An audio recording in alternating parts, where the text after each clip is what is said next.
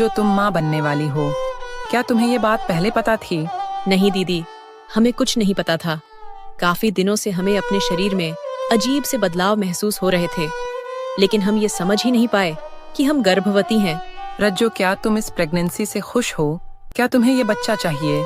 दीदी, हमें ये बच्चा चाहिए। हम आकाश के किए की सजा अपनी संतान को नहीं देना चाहते, लेकिन हम ये बात उनसे कभी नहीं बताएंगे, क्योंकि हम जानते हैं वो हमारे गर्भवती होने से बिल्कुल भी संतुष्ट नहीं होंगे। उस दिन के बाद रज्जो बहुत ही सतर्क हो जाती है और ऐसा कोई काम नहीं करती जिससे आकाश उस पे अपना गुस्सा निकाल सके। आकाश अपने ऑफिस में काम कर रहा था, तभी उसे रितिका का कॉल आया। आकाश ने उस दिन के बाद से रितिका से बात करना बंद कर दिया। उसने कॉल पिक की और गुस्से में बोला, तुम्हारी हिम्मत कैसे हुई मुझे कॉल करने की? आइंदा मुझे कॉल मत करना। प्लीज आकाश, फोन मत काटना। उस दिन मुझे तुम्हें हर्ट करने का कोई इरादा नहीं था। मैंने तुम्हें उस गवार लड़की के साथ इमेजिन किया तो मेरा खुद पे कंट्रोल नहीं रहा और मैंने बेवजह तुम्हें इतना कुछ सुना दिया। तुम्हारी वाइफ ऐसी है तो इसमें तुम्हारी क्या गलती है? तुम्हारी मॉम ने तुम्हारे साथ गलत किया। प्लीज मुझे माफ कर दो। मेरी वाइफ कैसी है, कैसी नहीं, इसकी फिक्र तुम मत करो। और खबरदार, जो मेरी मॉम के बारे में एक शब्द भी कहा, और मैं अपनी बीवी के साथ खुश हूँ, समझी तुम? दोबारा मुझे फोन मत करना। प्लीज आकाश, मेरी बात सुनो। मुझे पता है तुम मुझसे अभी भी बहुत प्यार करते हो और तुम अपनी वाइफ के साथ बिल्कुल भी खुश नहीं हो। तुम बस खुद को समझा रहे हो, और अगर मैं गलत हूँ तो फिर तुम ये साबित करो कि तुम अपनी वाइफ के साथ खुश हो। मुझे तुम्हारे सामने कुछ भी साबित करने की जरूरत नहीं है। तुम मुझे उकसाने की कोशिश मत करो, समझी? मुझे अपना काम करने दो और खुद भी काम पे ध्यान दो। आकाश, तुम अपनी जिंदगी की हकीकत को छुपाने की कोशिश कर रहे हो। अगर ऐसा नहीं है तो फिर आज रात मेरे बर्थडे पार्टी में तुम्हें अपनी वाइफ के साथ आना होगा, वो भी एक बेस्ट कपल की तरह। मैं भी मान लूंगी कि तुम अपनी सो कॉल्ड वाइफ के साथ खुश हो। ओह बेबी, तो तुम मुझे चैलेंज कर रही हो। ठीक है, तुम्हारा चैलेंज मंजूर है मुझे।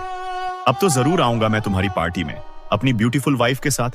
अब खुश तो मैं बहुत हूँ। तुमने मेरी बात जो मान ली है। ओके बाय, इंतजार रहेगा तुम्हारा तुम्हारी बीवी के साथ। शाम को आकाश घर आया तो उसने रज्जो से कहा, रज्जो, आज रात तैयार रहना, हमें रितिका की बर्थडे पार्टी में जाना है। आकाश के मुंह से रज्जो ने पार्टी का नाम सुना तो वो एक पल के लिए बहुत डर गई। उसे उस दिन वाली आकाश की हैवानियत याद आ गई, जिसकी वजह से आकाश उसके बच्चे को नुकसान न पहुंचा दे। फिर भी रज्जो अपने बच्चे की सलामती की खातिर पार्टी में जाने को राजी हो गई और दोनों पार्टी के लिए तैयार होने लगे। आकाश रज्जो को लेकर रितिका की पार्टी में पहुंच गया। रितिका ने पार्टी अपने फ्लैट में रखी थी। वहां काफी अच्छा डेकोरेशन था और काफी भीड़ थी। सब आकाश के जानने वाले थे, कुछ उसके फ्रेंड्स थे और कुछ ऑफिस के लोग थे। आकाश की कुछ एक्स भी वहां मौजूद थी। उन सब की नजरें रज्जो पर टिकी थीं। रज्जो पार्टी में काफी असहज महसूस कर रही थी। वहां पर ज्यादातर लोग ड्रिंक कर रहे थे, जिसकी स्मेल से रज्जो का सर चकरा रहा था। तभी रितिका उनके पास आते हुए बोली, hello beautiful couple, how are you? I hope मेरी बर्थडे पार्टी तुम दोनों अच्छे से एंजॉय करोगे, बिना मुझसे किसी शिकायत के। कैसी हो रज्जो? मैं बिल्कुल ठीक हूँ। जिसके पास इतना प्यार करने वाला हैंडसम और टैलेंटेड हस्बैंड हो, वो भला कैसे अच्छा नहीं होगा? आकाश के मुंह से प्यार वर्ड सुनकर रितिका का मुंह बन गया और वो फेक स्माइल देते हुए वहां से चली गई। आकाश रज्जो को लेकर आगे बढ़ जाता है और सबसे मिलने लगता है। तभी रितिका अपने हाथों में वाइन लेकर आई और आकाश और रज्जो को देने लगी।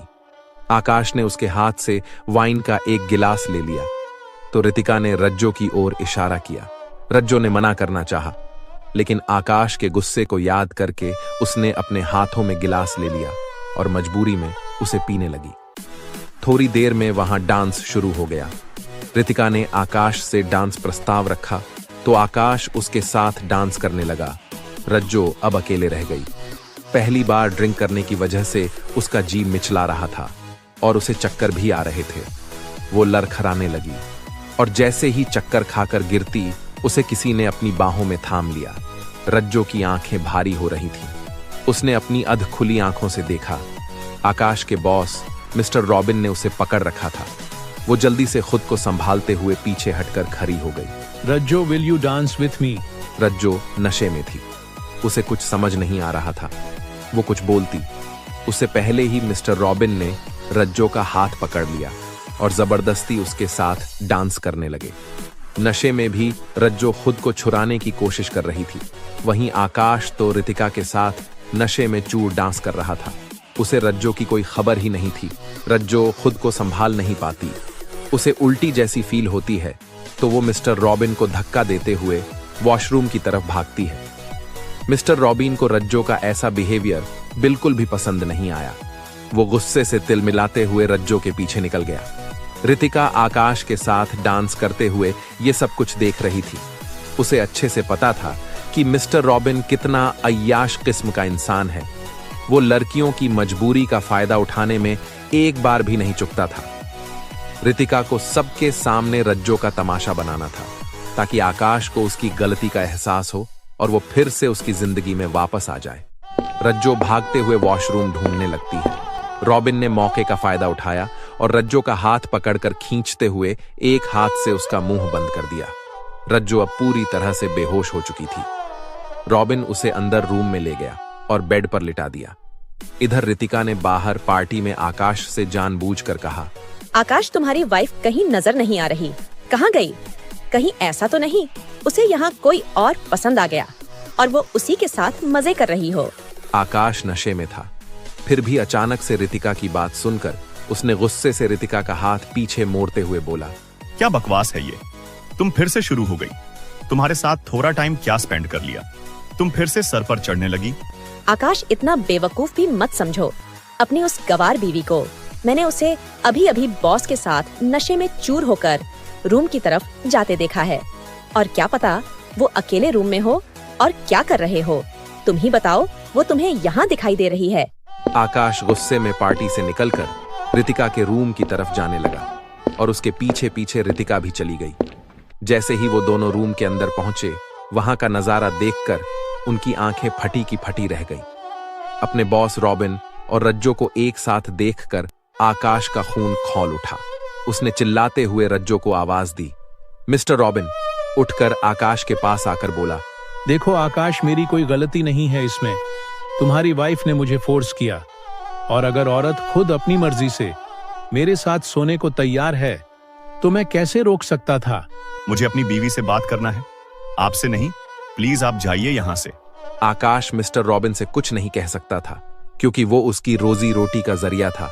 अपने बॉस से भिड़ना मतलब अपनी नौकरी गंवाना। आकाश ने बेहोश रज्जो को उठाने की कोशिश की। जब वो नहीं उठी तो उस पे पूरा जग पानी उड़ेल दिया, जिससे रज्जो को होश आया और वो उठकर बैठ गई। रज्जो कुछ समझ पाती और अपनी सफाई में कुछ कहती, उससे पहले ही आकाश ने उसे जोर का एक चाटा जड़ दिया। प्लीज हमारी बात सुनिए, हम यहाँ खुद नहीं आए। आपके बॉस ने हमें मजबूर किया। उन्होंने मेरे साथ जबरदस्ती की। हमने उन्हें रोकने की बहुत कोशिश की, लेकिन हम। रज्जो पूरी बात कहती, उससे पहले ही रितिका ने उसे खींचकर बेड से उठाते हुए कहा, तुम्हारे जैसी घटिया औरत नहीं देखी मैंने। कितनी संस्कारी बनती थी तुम, और यहाँ इतना घिनौना काम कर रही थी, और ऊपर से एक शरीफ मर्द पर इल्जाम लगा रही हो। जब सामने से ऑफर देगी तो कौन सा मर्द पीछे हटेगा? हमारी बात समझने की कोशिश कीजिए। जैसा आप लोग समझ रहे हैं वैसा बिल्कुल भी नहीं है। आपके बॉस मुझे जबरदस्ती यहाँ लेके आए थे। मैंने उन्हें रोकने की बहुत कोशिश की थी। आकाश रज्जो को खींचता हुआ बाहर ले गया और बोला, तुम्हारा फैसला तो आज ही होगा। बहुत बर्दाश्त कर लिया मैंने तुम्हें। तुम जैसी गांव की गवार को मैंने अभी तक बर्दाश्त किया, लेकिन तुम्हारे जैसी कैरेक्टरलेस लड़की को मैं एक पल के लिए भी बर्दाश्त नहीं करूंगा। आकाश पार्टी से वापस घर आ जाता है और रज्जो का सारा सामान उठाकर बाहर फेंकने लगा। रज्जो रोती बिलखती रही। खुद को सच्चा साबित करने के लिए उसके पास कोई साक्ष्य नहीं था। कोई गुनाह किए बगैर वो आकाश की नजर में गुनहगार बन चुकी थी। रज्जो ने आकाश को समझाने की बहुत कोशिश की, लेकिन आकाश ने उसकी एक न सुनी और रज्जो को बाहर निकालते हुए बोला, मैंने बहुत बड़ी गलती कर दी तुमसे शादी करके, और उससे भी बड़ी गलती तुम्हें इतने मौके देता रहा, बार बार तुम्हारी गलतियों को नजरअंदाज करता रहा। मैंने तुम्हें सुधारने के कई मौके दिए, लेकिन मुझे नहीं पता था मॉडर्न होने का मतलब तुम्हारे लिए किसी और के साथ सोना है।